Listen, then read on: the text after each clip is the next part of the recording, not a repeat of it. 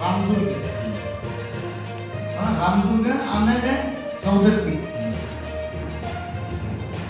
ಇಲ್ಲೇ ಧಾರವಾಡ. ಈ ಯೋಜನೆ ಇದು ಆಗೈತಿ, ಸರ್ವೆ ಆಗೈತಿ. ಅಪೂರ್ವಕ ಕಳಿಸ್ಯಾರ, ಆಗಿಲ್ಲ. ಅಪೂರ್ವಕ ಕಳಿಸ್ಯಾರ, ಆಗಿಲ್ಲ. ಅದಕ್ಕೆ ನಾ ಈಗ ಏನ್ ಮಾಡಕತ್ತೀನಿ, ಲೋಕಾಪುರ ಟು ಧಾರವಾಡ ಅದು ಹೇಳಿದ್ನಲ್ಲ, ಎಕ್ಸ್ಪ್ಲೇನ್ ಮಾಡಿದ್ನಲ್ಲ ಅವ್ರಿಗೆ. ಲೋಕಾಪುರ ಟು ಧಾರವಾಡ ಆಗಿರೋದ್ರಿಂದ ಈ ಭಾಗ ಇಲ್ಲಿ ಬಿಜಾಪುರ ಬಂತ, ಇದು ಎಲ್ಲ ಬಿಜಾಪುರ ಬರ್ತೈತಿ. ಬಿಜಾಪುರದಿಂದ ಬಾಗಲಕೋಟೆ, ಇದು ಬಾಗಲಕೋಟೆ.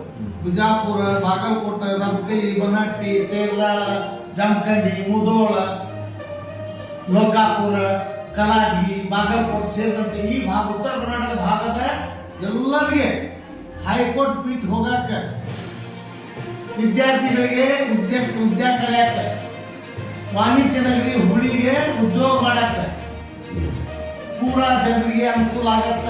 ಈಗ ನಾವು ಇಲ್ಲಿ ಬಾಗಲಕೋಟ್ಲಿಂದ ಇಲ್ಲಿ ಗದಗ ಹೋಗ್ಬೇಕು, ಗದಗ್ಲಿಂದ ಮತ್ತೆ ಹೊಳೆ ಹುಬ್ಳಿಗೆ ಬರ್ಬೇಕು, ಹುಬ್ಳಿಗೆ ಬಂದು ಇಲ್ಲಿ ಧಾರವಾಡ ಬರ್ಬೇಕು. ನಾವು ಹೋಗಾಕತ್ತೀವಿ ಹಿಂಗ, ಈಗ ಸದ್ಯ ಹೋಗುವುದು ಹಿಂಗ. ಅಂದ್ರೆ 3 ಪಟ್ಟ ಡಿಸ್ಟನ್ಸ್ ನಾವು ಕ್ರಮೇಣಿಸಿ ಧಾರವಾಡಕ್ಕೆ ತಲುಪುವಂಗೈತಿ. ಈ ಭಾಗಕ್ಕೆ ಪೂರ ಉತ್ತರ ಕರ್ನಾಟಕಕ್ಕೆ ಇಲ್ಲಿ ಲೋಕಾಪುರದಿಂದ ನಾವು ಧಾರವಾಡಕ್ಕೆ ಸೇರಿಸ್ಬಿಟ್ರೆ, ಒಂದು ರಾಮದುರ್ಗ ಶಬರಿಕೊಳ್ಳ ಅಂತದ, 2 ಸಿರ್ಸಂಗಿ ಕಾಳಮ್ಮ ಅಂತ ದೇವಸ್ಥಾನ. ಇದು ಐತಿಹಾಸಿಕಗಳು, ಬರೇ ಹಂಗ ಈ ದೇವ್ರ ಕಟ್ಟಿಸಿಲ್ಲ. 6ನೇ ಶತಮಾನ 12ನೇ ಶತಮಾನದ ಪುರಾತನ ಕಾಲದ ದೇವಸ್ಥಾನ. ಬಡಚಿ ಈರಣ್ಣ ದೇವರು, ಅದು ಐತಿಹಾಸಿಕ. ಸೌದತ್ತಿ ಯಲ್ಲಮ್ಮ ದೇವಸ್ಥಾನ, ಅದು ಯಾವುದು ಐತಿಹಾಸಿಕ.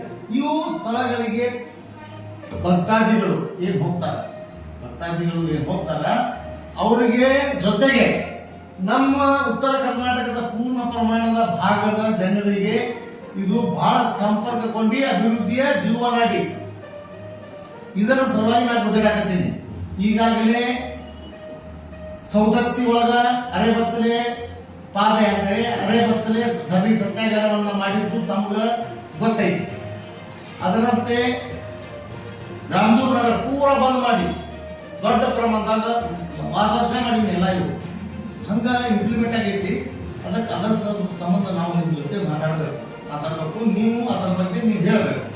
ಯಾಕಂದ್ರೆ ನೀವು ಮುತ್ಸದಿ ರಾಜಕಾರಣಿಗಳು.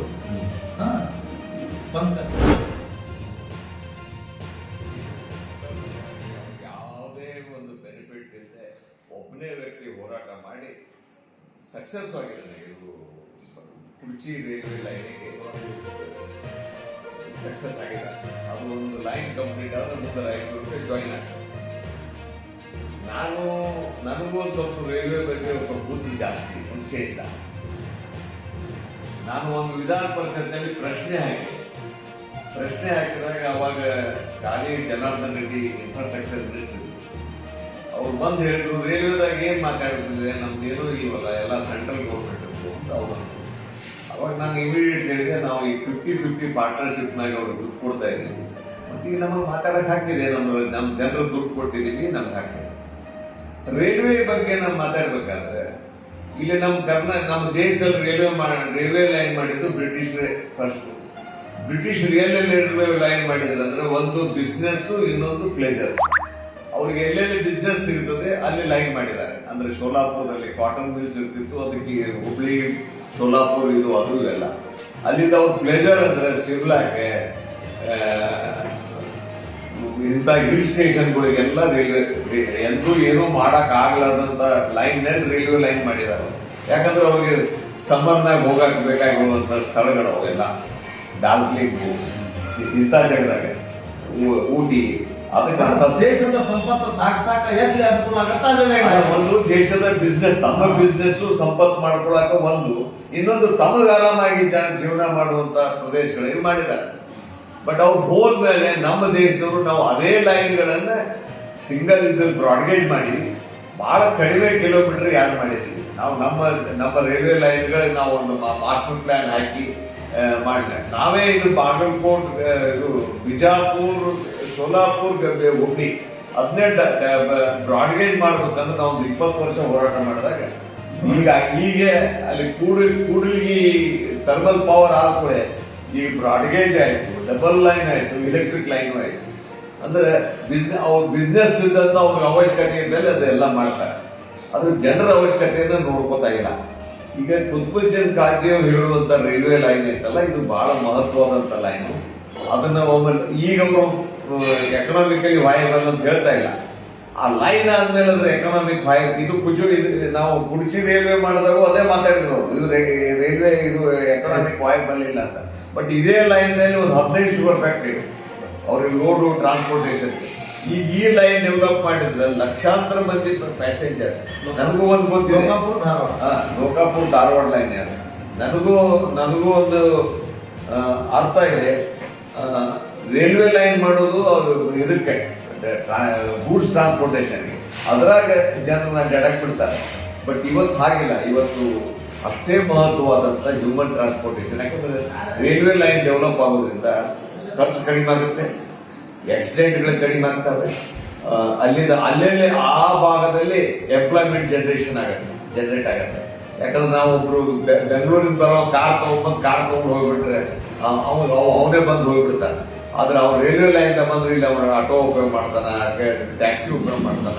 ಇದೊಂದು ರೀತಿ ಲೋಕಲ್ ಎಂಪ್ಲಾಯ್ಮೆಂಟ್ ಜನರೇಷನ್ ಆಗುತ್ತೆ. ಇದ್ರ ಬಹಳ ರೈಲ್ವೆ ಲೈನ್ ಬಹಳ ಮಹತ್ವ.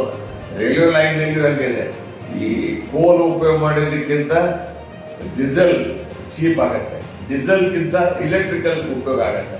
ಈಗ ನೆಕ್ಸ್ಟ್ ಸೋಲಾರ್ ಬರುತ್ತೆ, ಸೋಲಾರ್ ಬಂದ್ರೆ ಇನ್ನೂ ಚೀಪ್ ಆಗುತ್ತೆ, ಟ್ರಾನ್ಸ್ಪೋರ್ಟೇಷನ್ ಭಾಳ ಚೀಪ್ ಆಗುತ್ತೆ. ಗೌರ್ಮೆಂಟ್ ಜವಾಬ್ದಾರಿ ಏನಂದ್ರೆ ನಮ್ಮ ಸಾಮಾನ್ಯ ಜನರು ಎಲ್ಲಾ ಸ್ಥಳದಲ್ಲಿ ಅಡ್ಡಾಡುವಂತ ಟ್ರಾನ್ಸ್ಪೋರ್ಟೇಷನ್ ಕೊಡುವಂತ ಜವಾಬ್ದಾರಿ ಅವ್ರನ್ನಾಗಿದೆ. ಈಗ ಲೋಕಾಪುರ ಧಾರವಾಡದ್ದು ಅದರ ಬಗ್ಗೆ ತಾವು ಸರ್ಕಾರಕ್ಕೆ, ಜನಪ್ರತಿನಿಧಿಗಳಿಗೆ, ಇದ್ದಂತ ಅಧಿಕಾರಿಗಳಿಗೆ ರೈಲ್ವೆ ಅದು ಏನ್ ಹೇಳಕ್ ಬಯಸ್ತೀನಿ, ಆಗ್ಬೇಕು ಆಗ್ಲಿಲ್ಲ ಅಂದ್ರೆ ನೀವೇನ್ ಮಾಡೋದು ಅದನ್ನೇ ಹೇಳಕತ್ತೀನಿ ನಾನು.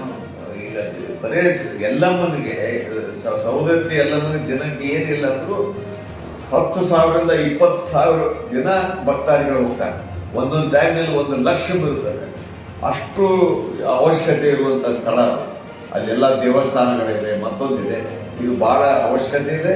ನೀವು ತಗೊಂಡಂತ ಲೈನ್ ಬಹಳ ಇದು ಮತ್ತೆ ಸರ್ವೆ ಆಗಿದೆ ಅಂತ ಹೇಳಿದೆ. ಇದಕ್ಕೆ ನೀವೇನೇನು ಒತ್ತಾಯ ಮಾಡ್ತೀರೋ ಅದೇ ರೀತಿ ನಾನು ಎಲ್ಲ ನಿಮ್ಗೆ ಸಪೋರ್ಟ್ ಮಾಡ್ಕೊಂಡು ಒತ್ತಾಯ ಮಾಡ್ತೀರಿ. ನನ್ನ ಕಡೆ ಏನು ಶಕ್ತಿ ಐತಿ, ಯಾರ ಜೊತೆ ಮಾತಾಡ್ಬೇಕು ಮಾತಾಡ್ತೀನಿ. ಈಗ ನಿಮಗೆ ಇಬ್ರು ಇಂಪಾರ್ಟೆಂಟ್ ಇದ್ದಾರೆ ಸಜೆಷನ್. ಅಂದ್ರೆ ಒಬ್ರು ಕರ್ನಾಟಕ ರಾಜ್ಯದಲ್ಲಿ infrastructure development minister M P Patil ಇದ್ದಾರೆ. ಸೊ ಅಲ್ಲಿ ಹೋಗುವ. ಮತ್ತೆ ರೈಲ್ವೆ ಮಿನಿಸ್ಟರ್ ಸೋಮಣ್ಣ ಇದ್ದಾರೆ. ಸೊ ಅವ್ರಿಬ್ರು ಭೇಟಿಯಾಗಿ ಅವ್ರಿಗೆ ಒತ್ತಾಯ ಮಾಡಕ್ಕೆ ಹೋಗುವ. ನಾನು ನಿಮ್ಗೆ ಬೆಂಬಲ ಮಾಡ್ತೀನಿ. ಬಹಳ ಧನ್ಯವಾದಗಳು. ಒಳ್ಳೆಯ ಒಂದು ಅಭಿಪ್ರಾಯವನ್ನ, ಒಳ್ಳೆಯ ಒಂದು ಸಪೋರ್ಟ್ ಅನ್ನ ಈ ಒಂದು ರೈಲ್ವೆ ಮಾರ್ಗ ಅನುಷ್ಠಾನಕ್ಕೆ ಬಂದ್ರೆ ಬಹಳ ನಮ್ಮ ಉತ್ತರ ಕರ್ನಾಟಕದ ಒಂದು ಭಾಗ್ಯ ತೆಗಿತೈತಿ ಅನ್ನುವಂಥ ಮಾತನ್ನ, ವಿಚಾರಗಳನ್ನ ಹೇಳಿ ಈ ಹೋರಾಟದಲ್ಲಿ ನಾನು ಸಕ್ರಿಯವಾಗಿ ಪಾಲ್ಗೊಳ್ತೀನಿ. ಸರ್ಕಾರಗಳ ಮೇಲೆ ಒತ್ತಡ ಹೇರುವ ನಿಟ್ಟಿನಲ್ಲಿ ಯಾವ ಜನಪ್ರತಿನಿಧಿಗಳಿಗೆ ಭೇಟಿಯಾಗುವ ಸಮಯ ಬಂದಾಗ ತಾವು ಕರೆದ್ರೆ ನಾವು ಬರ್ತೀನಿ ಅಂತ ಹೇಳಿ ನಮ್ಮ MP ನಾಡಗೌಡರು 4 ಸಾರಿ ವಿಧಾನ ಪರಿಷತ್ನಲ್ಲಿ ಸದಸ್ಯರಾಗಿ ಸೇವೆ ಸಲ್ಲಿಸ್ಯಾರ. ಕರ್ನಾಟಕದಾಗ ಒಳ್ಳೆಯ ಒಂದು ಅನುಭವಿ ರಾಜಕಾರಣಿಗಳು ಹೌದು. ಅದಕ್ಕೆ ನಾನು ರೈಲ್ವೆ ಹೋರಾಟ ಸಮಿತಿಯ ಪರವಾಗಿ ಅವರಿಗೆ ಅನಂತ ಧನ್ಯವಾದಗಳನ್ನು ಹೇಳ್ತೀನಿ. ನಮಸ್ಕಾರ.